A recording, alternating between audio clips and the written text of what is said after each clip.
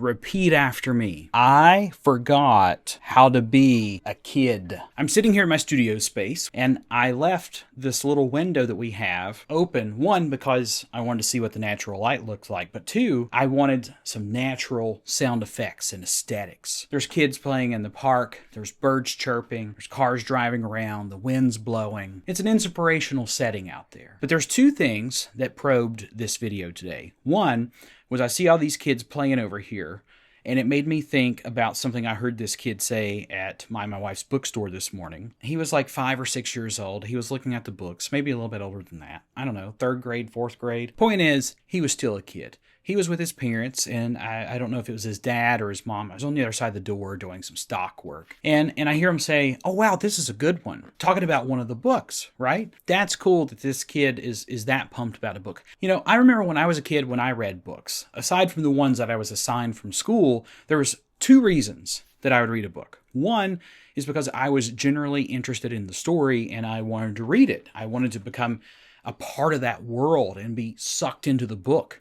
The other reason was I wanted to read enough books to get a small personal pan-sized pizza from Pizza Hut. When I'm having really tough days, like if I'm wondering why I don't have hobbies anymore, then I can look over at the park and I see these families playing together, and I remember a life when it was really simple. There was no goal at the end of going to play in the park. There was no goal doing photography. There was really no goals with anything other than it was just something fun to do. It was something that was a part of my life that I enjoyed. It was an outlet, if anything. Our hobbies have become side hustles. And that's what I feel like has happened to a lot of us in adulthood.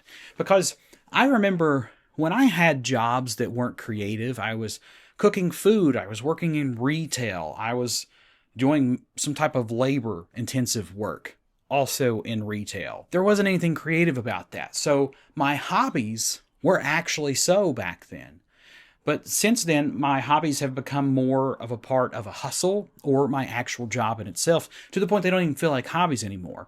And I feel like what has happened is all the things that I loved, whether it was music or photography or creating videos. Now, YouTube is still a hobby for me. It's still something that's fun. I get a lot of enjoyment out of it. This is my creative outlet. But all those other things, because I do them for my day job and everything has become a part of work or making money on the side in some way, shape, or form, I feel like I have subconsciously trained my brain to believe that anything that I pick up, whether it's just something fun I'm wanting to try for the first time or it's a new hobby, that I've somehow got to add some kind of monetary value to it. Think about candles, like craft making. I can't just sit down and craft and have fun crafting. There was a time in my life that I used to draw all the time.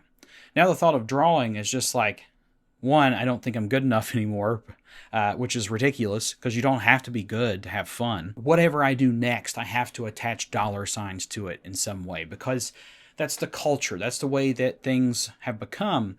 And it's nothing new. It's the way that I've been trained since like the 2000s. I would say back to like 2009 when I first started college is when I first started trying to think of different ways.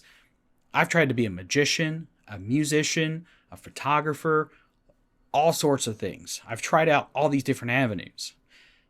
I've had a lot of fun along the way, but I've also ruined a lot of things for myself. And I feel like I'm just rambling and making probably no sense, but I think that's a good thing because I don't think a lot of us can make sense of a lot of what's going on in our lives until we slow it down. And I've realized a lot of this through journaling. Journaling has taught me so much more about myself than anything that I've ever done in my entire life. And I don't write stuff down every single day. I just write when I need to. And the whole reason I write down my thoughts and try to record these things to remember them is so that I can go back and look at this stuff someday and see what was bothering me, what was worrying me. I can really break things down and figure it out. But nothing in my life has ever allowed me to find so much out about myself as this right here. And although finding out things about yourself is great, unless you're doing something about the things that you're finding out, it doesn't really matter. I mean, you could have all the answers in the world, but unless you're taking some type of action, nothing else matters. Here's a cool quote. I'm going to leave you with this. It says, "Comfort is killing me slowly. I don't need to be ready. I just need to be in motion."